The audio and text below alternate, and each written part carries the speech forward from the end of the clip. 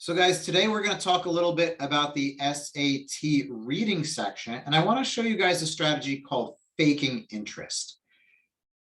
As you know, reading on standardized tests and other academic stuff can be super boring, and a lot of people think that, oh, maybe reading in general is boring. But when you get a text, that's not always boring, depending on who you're reading it from. If you're reading the caption of something on Instagram, that's not really boring. So it's not the act of reading itself that's boring. So there might be a way to make SAT reading passages a little more interesting. So that's what we're going to talk about today.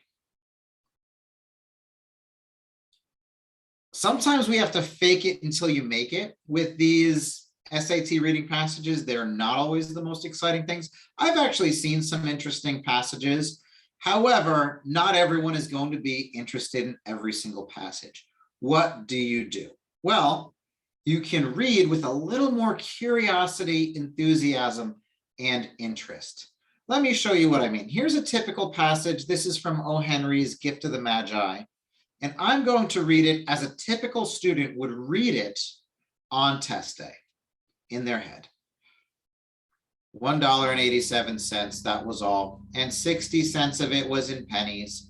Pennies saved 1 and 2 at a time by bulldozing the grocer and the vegetable man and the butcher until one's cheeks burned with the silent imputation of parsimony that such close dealing implied. 3 times Della counted it, $1.87, and the next day would be Christmas. Pretty boring, right? Like, does anyone even remember what I said? Maybe if you have a photographic memory. Now, notice I've bolded some of these words, and I'm going to read it with a little more energy, a little more enthusiasm. $1.87. That was all. And 60 cents of it was in pennies. Pennies saved 1 and 2 at a time by bulldozing the grocer and the vegetable man and the butcher until one's cheeks burned with the silent imputation of parsimony that such close dealing implied. 3 times Della counted it. $1.87. And the next day would be Christmas. So hopefully you can see the difference now between just reading through and reading with interest, right? Which one did you understand better?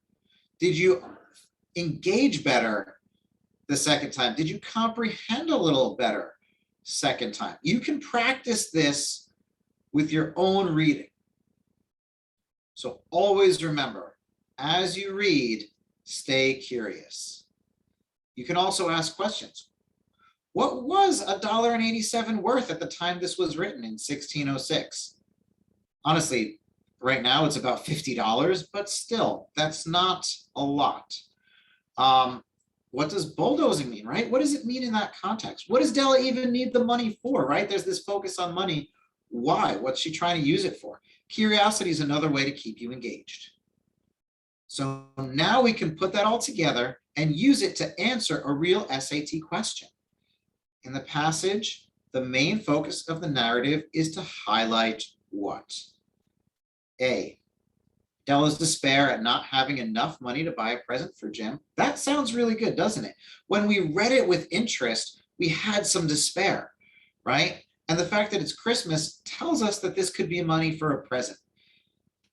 So we're going to go with answer choice A.